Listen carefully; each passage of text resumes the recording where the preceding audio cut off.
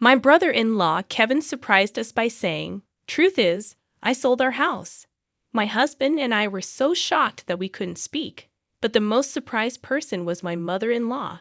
She asked why we did that and why we hadn't come to pick her up. My mother-in-law was really upset and started arguing with Kevin to calm down. Kevin tried to explain why he sold the house. "My name is Sandra, and I work from home with my husband, Robert. We loved working from home because we could take breaks whenever we needed." Then, my mother-in-law came to live with us. We were doing fine financially, but she kept asking us why we weren't going out to work. Every time she questioned us, I felt exhausted and frustrated. We tried to explain that we were working from home, but she didn't understand.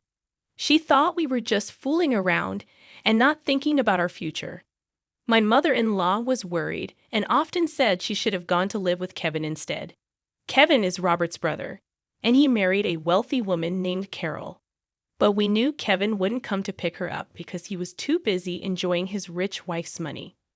So, my mother-in-law kept waiting for Kevin to come and take her to his big house, hoping it would eventually become her house.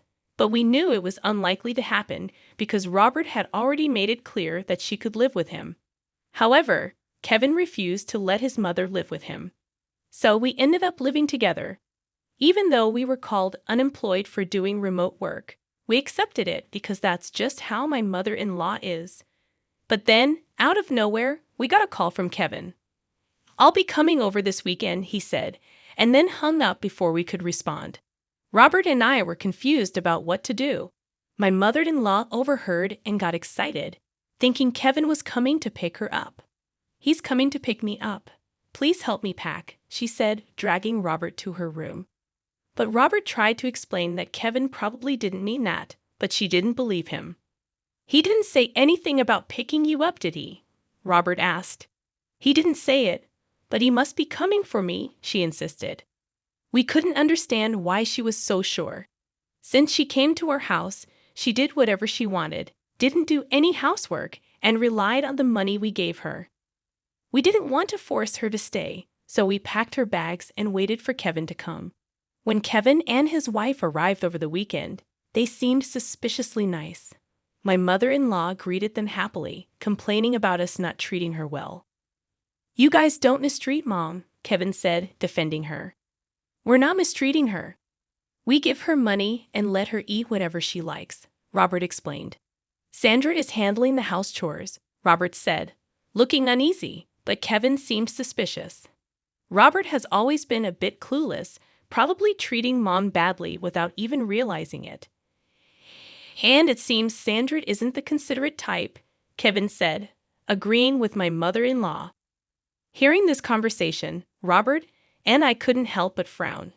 Despite this, we decided to entertain our guests and led them to the living room.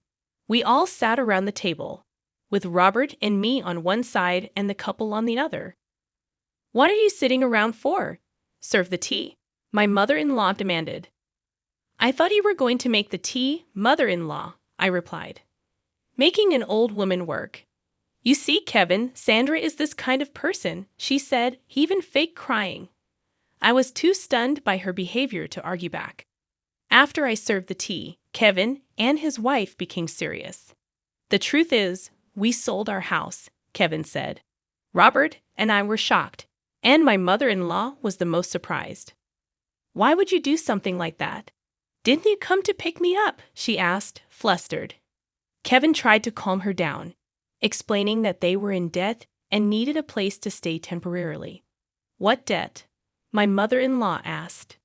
"I was trying to start a business, but it didn't go well," Kevin explained, laughing nervously. Robert and I sighed, feeling exasperated. "We only need to stay until we find a new house. Please, we have nowhere else to turn," Kevin pleaded. Feeling a bit conflicted, we agreed to let them stay temporarily, but made them promise to leave within a month. "Got it," Kevin said, still laughing nervously as they went back to prepare to move their things. After Kevin and his wife left, my mother-in-law sat silently, looking thoughtful. We assumed she was still in shock. The next day, their belongings arrived promptly. "We have so much stuff. Where should we put it all?" We might have to sell some or rent a locker, we discussed, while moving Kevin's things. Suddenly, my mother-in-law dropped a bombshell. I've been thinking, wouldn't we be more secure in the future if Kevin's here? So you freeloaders can leave, can't you? She said abruptly. My husband and I were taken aback by her sudden demand. If you insist, I can tolerate Robert staying, but I don't need a wife who can't do anything. Get a divorce, then the space that Sandra was occupying can be used for all these packages, she eagerly suggested, looking at my husband for agreement. What are you talking about? He reacted, astounded as usual. Then, my brother-in-law and his wife arrived. My mother-in-law greeted them joyfully, but I was still shaken by her earlier words. Despite this, my husband decided to ignore them for the moment and asked his brother to deal with the packages. There are more than I thought. Try to reduce the number, rent a locker, or sell some if you have to, my husband suggested. But his brother didn't like the idea. These are important packages. How could I sell them? What if someone steals them from a locker or they get damaged? Are you going to take responsibility, bro? He retorted. My husband shook his head, disappointed by his brother's selfishness. This is our house, you know. It's only natural that you should endure some inconvenience. If you don't like it, find a place to live quickly and leave, my husband asserted. At that moment, my mother-in-law interrupted, shouting, What are you talking about? Didn't I just say if you two are not happy with Kevin and the rest, you can leave? You're basically freeloaders. You're not needed in this house. Kevin is trying to start a business, and all you two do is loaf around the house doing so-called remote work. You're a nuisance. My husband and I looked at each other in disbelief, while my brother-in-law and his wife were surprised by my mother-in-law's words. But then they started to smirk. That might not be a bad idea, Kevin said. Mom, that's a good idea. Yeah, it's a hassle to look for a place, so we could live here. So sell this house to us, right, Carol? I feel uncomfortable with you two around, so it would be helpful if you sold this place to us. Plus, it seems like our mother-in-law is on our side, so sell this place to us, Carol chimed in. My husband and I were dumbfounded at their words. What nonsense are you? My husband began, but was interrupted by my mother-in-law, who gloated, See, both Kevin and Carol are saying the same thing. So what will you do, Robert? If you're going to divorce, you can stay here, she said, glaring at me triumphantly. I braced myself to retaliate, but my husband spoke first. Don't you just say whatever you want? Why does Sandra have to leave? He said, his face red with anger, raising his voice. Don't shout like that. It's better without a burden around, isn't it? My mother-in-law retorted. But my husband responded in an exasperated tone. You don't understand anything. This is Sandra's house. At my husband's words, my mother-in-law, brother-in-law, and his wife gasped. My husband continued, adding to the tension. This is the house that Sandra bought for our life together. What? What are you saying? Isn't it the husband's job to buy the house? There's no such rule. Moreover, Sandra covers all of Mom's allowance and living expenses. Sandra said she'd take on that burden because your pension is minimal, and it would be difficult for you to have financial freedom with just that, Robert explained, glaring at his mother-in-law with an intense expression. Despite this, my mother-in-law seemed to disbelieve, looking at me and snickering in disbelief. Unbelievable. Sandra just plays on the computer all day. She doesn't even do housework seriously. Wasn't my allowance coming out of my pension? Otherwise, there's no way Sandra could afford to give me $500 a month, she said. Moreover, my mother-in-law continued, Sandra is the one managing my pension, isn't she? You might have told Robert otherwise, but I'm sure you're dipping into my pension, she accused, puffing up her chest and glaring at me. I glared back, not to be outdone. It's true I've succeeded as a business owner. You're lying? Divorce this lying wife already. You should live here with me and Kevin and Carol. Besides, there's no proof that Sandra's earning money. Here it is, she said, as I pulled out my paycheck and showed it to her. The sight of it left my mother-in-law, Kevin, and his wife slack-jawed. We've not used any of Mom's pensions since she moved in here. If Mom ever wanted to leave, Sandra has been managing it so she could live independently. But instead, Mom, you've been bossing Sandra around, interfering with her work. You're the problem. If you don't like Sandra, you should leave right now, Robert asserted. I don't believe any of this, my mother-in-law insisted. We don't mind if you and Kevin temporarily stay, but some patience should be expected. We didn't want you to live here in the first place. We only agreed because you begged us, Robert said, glaring at Kevin and his wife. Kevin and his wife broke out in a cold sweat, not used to Robert raising his voice. Just kidding. But you sure are earning a lot, huh? I wish you could teach me some business tricks, right, Carol? Robert said, lightening the mood. Well, it's true, we were worried about living with our sister-in-law. It seems like she's a good person after all. Kevin and his wife smiled at each other. But my mother-in-law was unyielding. Don't act so high and mighty. You're just a bum enough, Robert. You should leave too. You should go outside and see how harsh this world can be.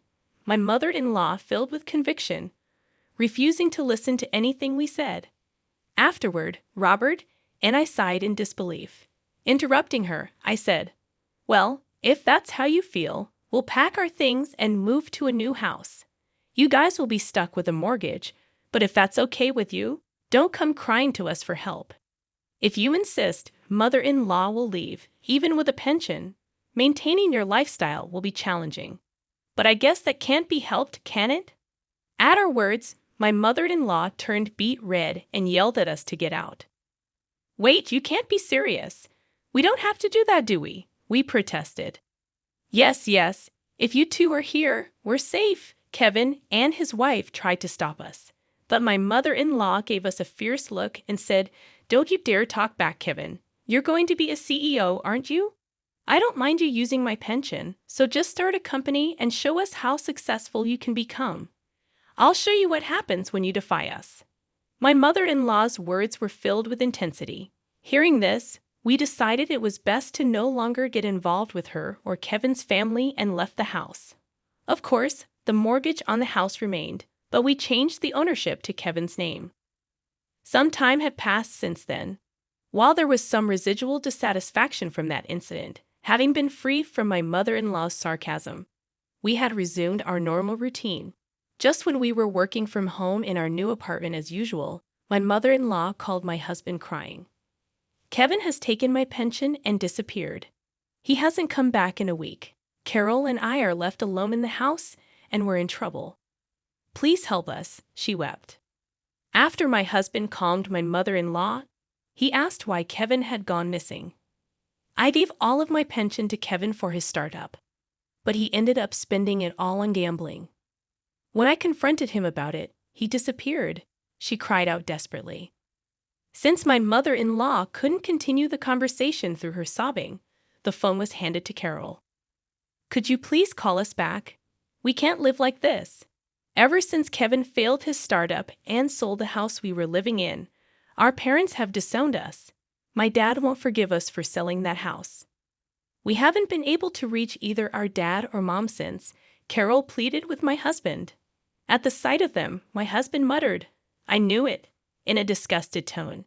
That's unfortunate, but don't involve us. We warned you when we left, didn't we? Even if you come crying to us, we won't help you. You can report Kevin as missing to the police. It's none of our business, he said, and then hung up. I was shocked, but my husband said they got what they deserved, and I agreed. After that, they called my husband's cell phone many times. When my husband, frustrated, answered the phone, Carol would cry about not knowing how to report Kevin as missing. We were surprised she didn't know and gave her advice to call the police. However, they still couldn't find Kevin. Just when we thought they might not find him, we heard that Kevin had been arrested for bank robbery in another state. Apparently, he did it to repay his debt. It seems it wasn't his first offense, and he would likely face actual jail time. Carol can't go back to her parents' home and is still living with my mother-in-law in that house. It's uncertain whether or not she will divorce Kevin. That's probably the least of her concerns right now. She registered with a temp agency and is struggling with her first job ever, but she's somehow making ends meet every day. As for my mother-in-law, Kevin took all of her pension, and now she has to repay his debt. She has also started working part-time to repay the debt. My husband and I expressed sympathy for my mother-in-law and sister-in-law's family, but we have made it clear that we have no intention of helping them, and we have cut off all communication. They must be tasting the harsh realities of life that my mother-in-law always talked about. Despite the changes since my mother-in-law moved in with us, my husband and I are glad that we have returned to our peaceful days.